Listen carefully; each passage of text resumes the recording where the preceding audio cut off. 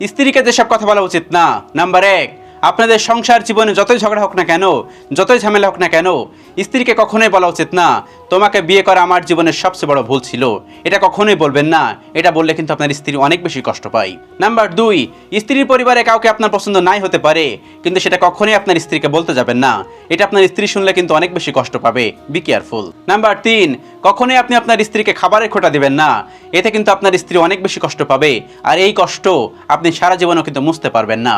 এই কষ্ট কখনোই তাকে দিবেন না। নাম্বার 4, স্ত্রীর সামনে পরনারীর প্রশংসা করবেন না।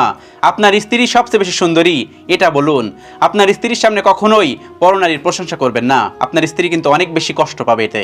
নাম্বার 5, ঝগড়া করতে ইচ্ছা করলে ঝগড়া করুন, কিন্তু আপনার স্ত্রীকে কখনোই গালাগালি করবেন না। এটা কিন্তু একটা খারাপ দিক।